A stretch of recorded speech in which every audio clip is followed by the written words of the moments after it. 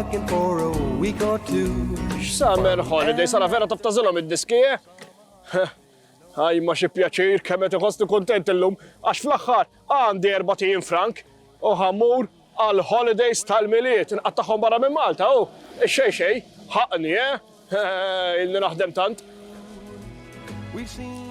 Il-mitjar, l-ewwel mitjar f'Ħalluqa ġie mibni mill-RAF, ir-Royal Armed Forces, bħala parti mid-difiża ta' Malta fit-tieni gwerra dinjija minħabba li Malta dak iż-żmien kienet taħt l-Ingliżi u ġejna bombardjati left, right and center. Bħal mitjar ta' Ħalluqa kien hawn il-mitjar ta' Taqali u anki ta' Ħalfar li daw ukoll saru jisom passatur bil-bombi kollha li laqtu. Wara li għaddiet il-gwerra, il-mitjar ta' Ħalluqa kiseb aktar importanza u ġie l-ħsieb li jinbena terminal għan-nies ċivili. Ma jfissirx li kien hawn terminal għan-nies Slavaċ u ieħor għan-nies Politi, ċivili ġifieri bħalna li ma kinux mas-servizz Ingliżi. Fil-fatt ix-xogħol beda fl-1958 meta l-Gvernatur Ingliż ta' dak iż-żmien Sir Robert Laycock ħallas is-somma ta' 300,000 lira Maltin, isna ngħidu 900,000 euro tal-ġurnata tal-lum. L-istess għadhom jiswew il-proġetti, avolja l-valur tal-munita dak iż-żmien ma nistgħux inħaltu mal-valur tal-munita tal-lum, mhux hekk. Il-proġett tlesta u ġie miftuħ da terminal fil-31 ta' Marzu tal-1958. Mura jgħidilhom lill-Ingliżi li l-istess ġurnata il-31 ta' Marzu se tibqa' mfakra bħala jum il-ħelsien minnhom. Imbagħad aktar tard 20 sena wara ġiet deċiż li tinfetaħ runway fl-1977, runway ġdida u aktar moderna. Iżda mbagħad kemm ħaddhom tella pazza mal-qadim u dejjem tirranġa. U għalhekk fl-1989 ġie deċiż li jinfetaħ ajruport internazzjonali ieħor u l-ewwel ġebla tpoġġiet propju f'din is-sena.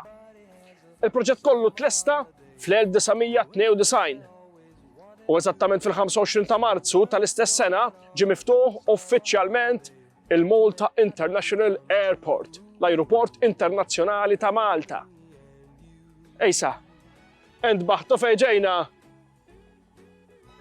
Ninsabu ġewwa r-raħal ta' Ħalluqa, ħanaraw x'ħajofrilna.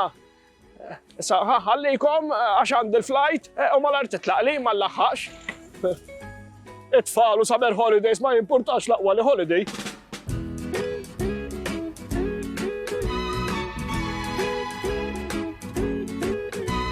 We're all going on a summer holiday. No more working for a week or two. Wasalna kemm jiena ċitat. Diħlin. Issa. Wasalna. Attention all passengers. All flights are cancelled. X'inhu? Please go home. All flights are cancelled. Cancelled? Jien għandi kollox ibbukjat issa. Issa nagħmel. M'hemmx tagħmel. Issa kolli moran tal-insurance. Jekk ituni kollox daw. Għax ma jgħidu li falluti. Aktar kemm jimbeżżolja ħasra. M'hemmx tagħmelux. Mura żewġ pastizzi. Dak ħajkun il-Christmas holiday.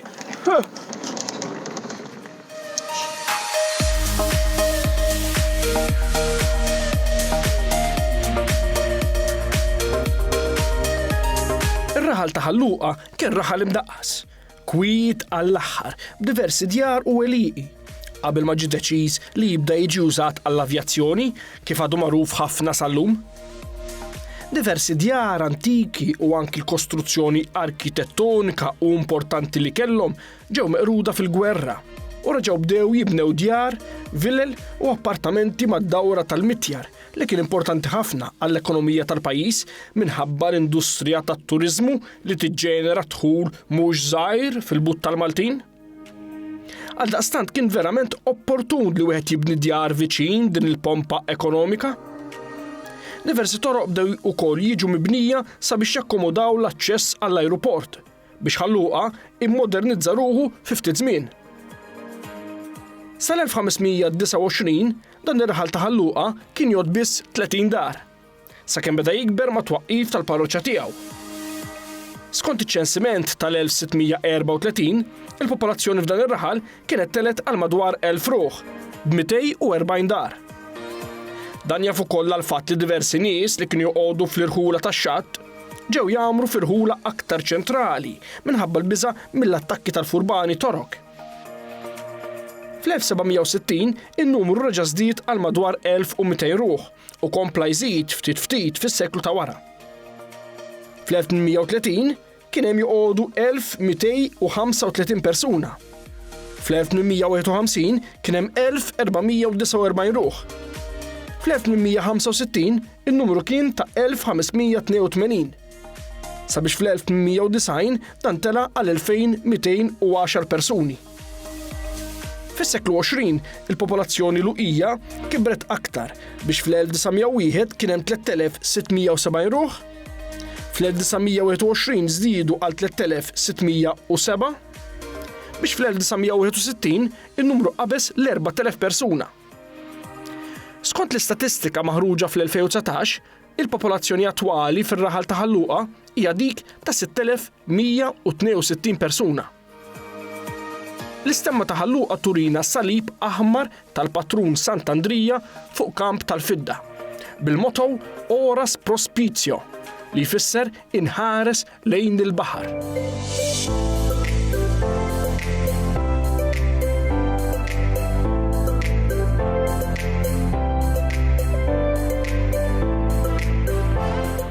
Jien ukoll kont diġà bdejt narani inħares lejn il-baħar fuq l-ajruplan, imma m'hemmx tagħmelux, bqajtaw.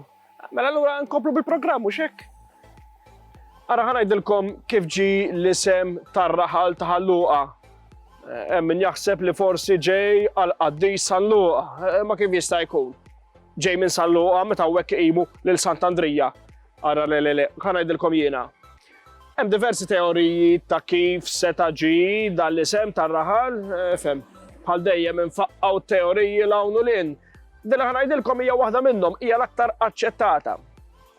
Mela Malta bħalma tafu għaddit minn diversi ħakmiet tul l-istorja kbira tagħha u anki il-fidi reliġjuża tagħna. Ġifieri fejn tidħol il-fidi reliġjuża ma noqogħdux nagħmluha daqshekk tal-patriotti ta' għax dorna mhux ħażin. Id-dinja kienet miżawda bit-twemmin pagan tal-allat Griegi u l-istess Malta u kellna diversi tempji għall-allat Astarte u anki l-alla Melkart u alla toħra. Iżda mbagħad malli ġew ir-Rumani żammew dak li kienu li kellhom il-Griegi u dawru l-ismijiet tal-allat Griegi għal allat Rumani. Għaliex fejn tidħol is-saħħa, l-ġlied, ir-Rumani vera kienu feroċi minn tal-ewwel, imma mbagħad biex ibidlu l-ismijiet, moħħ artistiku ma kellhomx. U l-istess ġaraw Malta. Fil-fatt, mal-miġġa tar-Rumani bdejna qimu diversi allat Rumani u nibnu tempji għalihom. Fosthom l-alla Minerva u anki l-alla Ercole fost oħrajn, l-alla tas-saħħa. Għax aħna l-Maltin minn dejjem konna rriduha bħala maċaws ngħiduha. Jgħidu li l-alla Ercole tant kien b'saħħtu li niżel fl-infern, tefa' n-nirien, forsi għadbilhom ftit tal-ilma, u nkuruna ruħu bil-weraq tal-luq. Ġieli rajtu xi ħadd, b'xi kuruna tal-luq, dak tfisser rebħ jew ferħ. U din kienet tintuża anki għall-allat fir-reliġjon. Fil-fatt fir-reliġjon pagana, il-qassisin tal-allat kienu jiġu kurunati bil-luq.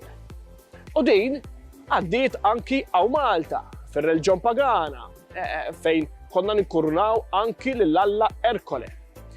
Il-kavallieri wkoll adottaw l-istess simbolu tal-luq u kienu idendlu mal-gallerija tal-Gran Mastru, tal-Balliju u anki tal-impjegati, tal-ordni, il-kuruna tal-luq għal 8 tiem sħaħ. U tajdu li allura dan kollu x'għandu x'jaqsam ma' dan ir-raħal. Għaliex propju hawnhekk f'dan ir-raħal kienu jgħidu li kienet tikber bl-abbundanza din is-siġra tal-luq. U allura mill-isem Raħal il-Luq ġi Raħal Luq. Imbagħad dawwarniha għas-singular minn luq ġibniha luqa u ġi Raħal Luqa. Imbagħad kif nafuh illum Ħal Luqa. Interessanti hux?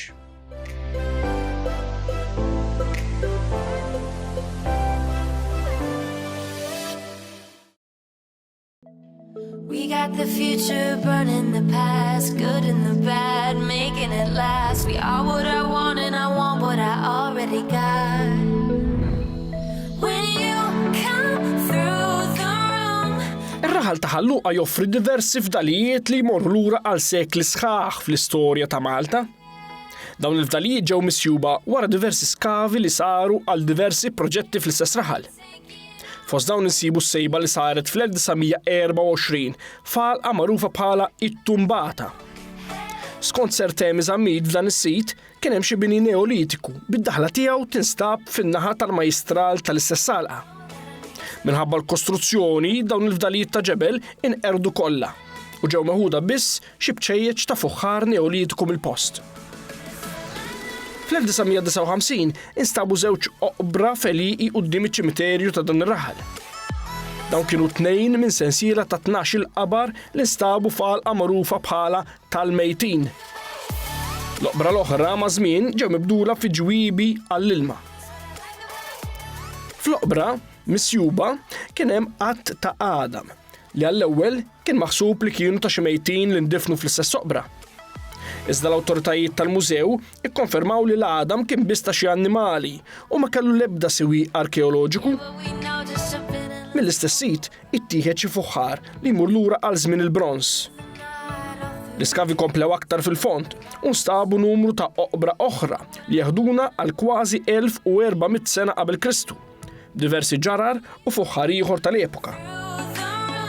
Ma' żmien instabu xi fdalijiet oħra, fosthom oqbra kif ukoll dolmen fir-raħal żgħir ta' Ħal-Farruġ fl-1914 li kellha forma ta' arkata.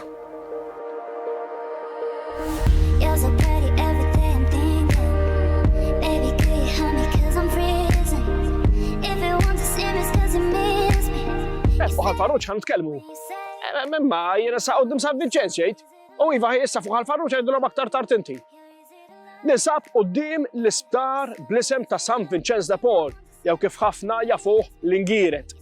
Dan l-isptar ġie proġettat fl-1862 mill-Gvernatur Lamarchant.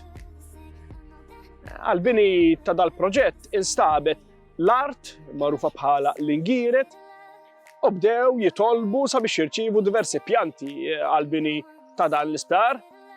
Uraw diversi pjanti minn kull naħa tal-Ewropa, u kienu ftit indeċiżi, sakemm imbagħad fl-1885 iddeċidew li jagħtu direct order lill-perit Ingliż Wyatt sabiex jiddiżinja l-pjanti ta' dan il-proġett. Kien hemm diversi pjanti kif għattilkom, imma daqstant ieħor kien hemm inġiniera li ħadu ħsieb il-bini ta' dan l-isptar fosthom l-inġinier Galizja, Webster Paulson, Xinas, Andrea Vassallo, kollha inġiniera tal-gvern. Fl-aħħar wara snin ta' ħidma il-proġett tlesta. Eżattament fl-1892 u ġie jiswa somma ta' 60,000 sterlina Ingliża. Peress li qabel in-nisa ma kinux jitħalltu mal-irġiel, kellhom jaqsmu l-binja f'żewġ partijiet. Ma jmorrux il-wards tal-pazjenti jispiċċaw labor wards. Lill-irġiel tefaqgħu min-naħa tax-xelluk u lin-nisa tefaqgħu min-naħa tal-lemin. Għaliex kif jgħidu women are always right. U murmerihom. L-isem ta' dal-isptar inbidel kemm il-darba wkoll. Fl-1940 ingħata l-isem ta' San Vincenz de Paul, il-qaddis li kien magħruf li jħobb jgħin lill-foqra u l-minu fil-bżonn. Iżda mbagħad fis-snin 70 il-qaddis dejjaqhom u bidlu l-isem għal Ħasserħ. Forsi għax l-anzjani kienu jiġu biex jistrieħu mit-toqol tal-ħajja u wara li jkunu qattaw ħajjithom jaħdmu, jew kellha l-familji tagħhom jistrieħu minnhom u jinsewhom għal kollox, jitilqu ma warrieħhom. Mhux qed ngħid għal kulħadd, Alla ħares. Fis-snin 80 raġa' ġie jinvoga l-isem tal-qaddis u raġa' nbidel l-isem għal San Vincenz de Paul kif għadna nafuh sal-lum. Dal-isptar ma' żmien kompla jikber u jespandi u propju dal-aħħar imbniet binja ġdida li żiedet is-sodod għal 500 oħra għall-anzjani tagħna. Tajjeb li nibqgħu nieħdu ħsieb u niftakru fl-anzjani tagħna għaliex bis-saħħa tagħhom li wasalna fejn aħna llum, mhux veru? Issa jgħidulhom fuq ħal-Farruġ f'idejk.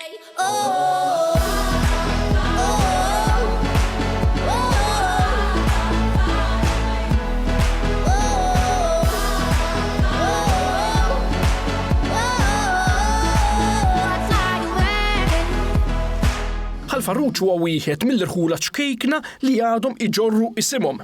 Għalkemm naqset ħafna l-importanza tagħhom. Ma' żmien diversi villaġġi żgħar bħal Ħal-Farruġ spiċċaw minsija u magħduda ma' irħula oħra ikbar tal-madwar. Fost dawn insibu diversi eżempji fosthom ta' Ferut, Ħal-Kbir, Ħal-Dwin u anki Ħal-Millieri.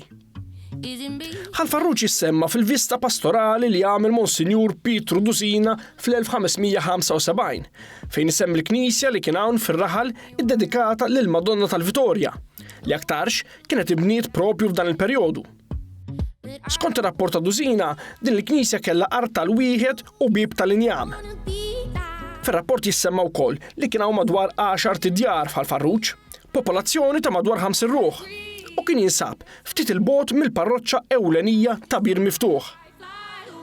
Ma' din il-Knisja tal-Vitorja, ma' żmien, ġiet mibnija wkoll sagristija. Fl-1885 il-faċċata ġiet mibnija mill-ġdid mill-perit Andrea Vassallo. Iżda fl-1941, minħabba l-bini tal-Mitjar, din il-kappella ġiet imwaqqa b'telf storiku u arkitettoniku kbir. Il-Gvern Ingliż beda juża r-raħal żgħir ta' Ħal-Farruġ bħala estensjoni tal-Mitjar, b'diversi mħażen sabiex fihom isir il-manutenzjoni u x-xogħol meħtieġ. Magħhom kien hemm ukoll numru ta' djar li fihom kienu joqogħdu ħaddiema u esponenti oħra Ingliżi. Wara li l-Ingliżi telqu minn Malta, il-Gvern Malti għaddihom liċ-ċittadini Maltin sabiex jużawhom bħala residenzi tagħhom. Illum, fost il-ftit residenzi li għad hemm f'Ħal-Farruġ, hemm ukoll żona industrijali li fiha qed isir diversi tip ta' xogħol ta' snajja.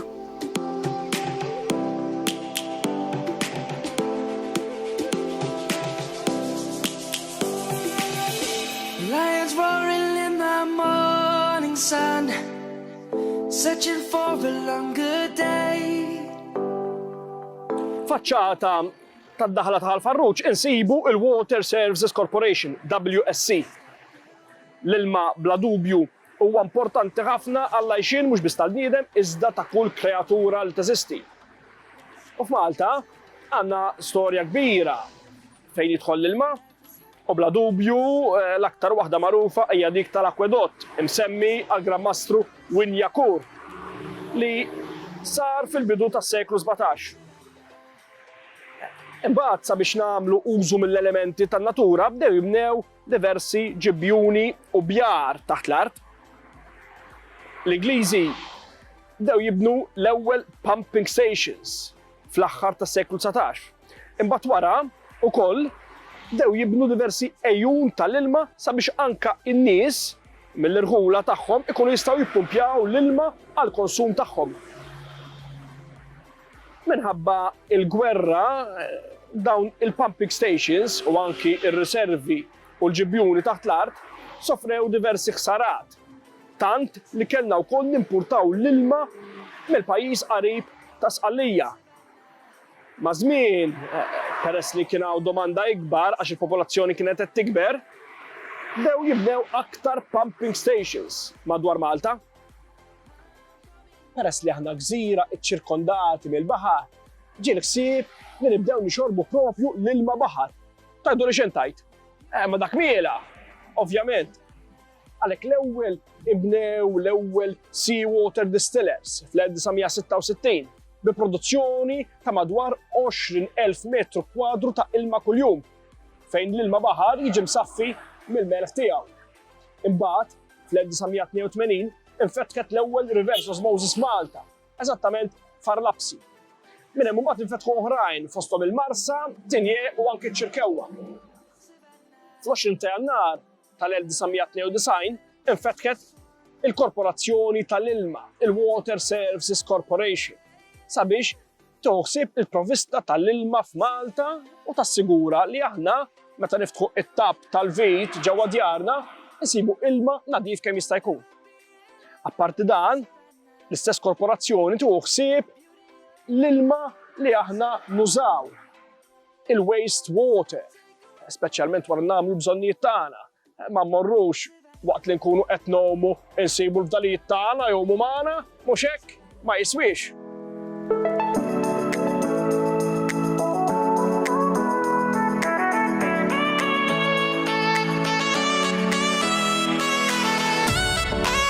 Ir-raħal ta' Ħalluqa kien jagħmel parti mill-parroċċa ta' Bir Miftuħ sa miż-żminijiet antiki, qabel ma saret l-ewwel parroċċa bil-knisja dedikata lil Sant'Andrija.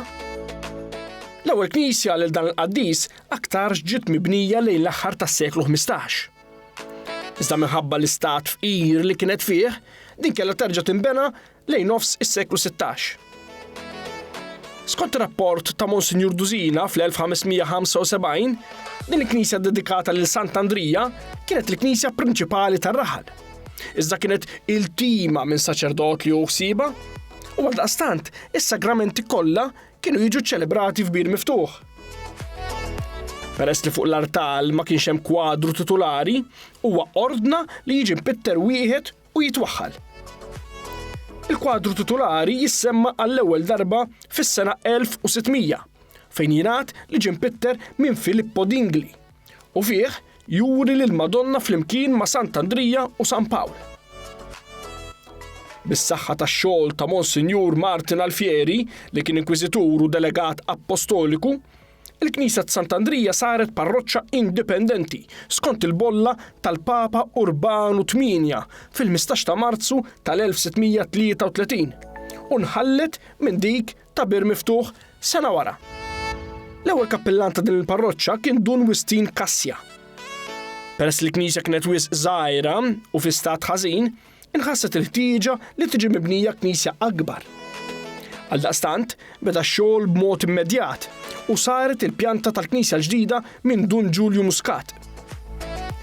Il-post li fih ġie deċiż li tinbena l-knisja l-ġdida kien f'sit fejn kien hemm 3 kappelli preżenti li naturalment kellhom jitwaqqgħu sabiex dan il-proġett seta' jsir. Dawn il-kappelli kienu dedikati lil San Ġiljan, San Anton tal-Eġittu u l-Madonna tal-Viżitazzjoni. Il-Knisja ġdida tlestiet fl-1686 bit-tħabbrik tal-ewwel kappellan tagħha. Din il-Knisja ġiet konsagrata solennement mill-Episcopo Vincenzo Labini fis-7 ta' Settembru tal-1783. Fit-tieni Gwerra Dinjija, din il-Knisja ġarfet u reġgħet inbniet ikbar u wisbaħ minn qatt qabel bejn is-snin 1945 u l-1954 taħt it-tmexxija tal-perit Andrea Mikallef. Il-Knisja l-ġdida, iddedikata lil Sant'Andrija, ġiet ikkonsagrata mill-Arċisqof Michiel Gonzi fis-26 ta' Settembru tal-1962. Għaddiet minn batija dil-Knisja wkoll, u kif? U għall-elu tal-programm ma stajtx ma niġix quddiem dan il-monument li għal ħafna juri s-saħħa u l-fertilità tagħna l-Maltin. Il-monument li b'xi mod jew ieħor jiddeskrivina. Dan il-monument ġie kommissjonat fl-2006 mill-Gvern bix-xogħol tal-iskultur Paul Vella Chrétien. It-titlu ta' dan il-monument huwa Kolonna Mediterranja. U kolonna kbira, mhux ħażin. Dan il-monument għala diversi kontroversi tant li maż-żjara tal-Papa kien hemm min ried jattih għax beda jgħid li kien indeċenti. Bħal dak li qallu l-Papa ma jafix l-istorja ta' Adamu u Eva li qagħdu jiġru fil-ġnien tal-Eden qalb is-siġar bil-weraq biss jitattew. Ilhom jgħidu lil dal-monument ħajneħħuh minn hawn mhux darba jew tnej, iżda sallum il-ġurnata għadu wieqaf u dritt. U ħanajdilkom jiena llum blajt wieħed mhux daqsu naħseb aktar minnu bil-flight li tlift u ħanara kif immur għand tal-insurance forsi jagħtuni xi ħaġa imqar jipposponuli il-flight għal minute li jmiss, xejn. Imma qabel nagħlqu. Ejja nieħdu l-istess tal-okkażjoni mhux hekk? Mir-raħal ta' ħalluqa għar-raħal li jmiss.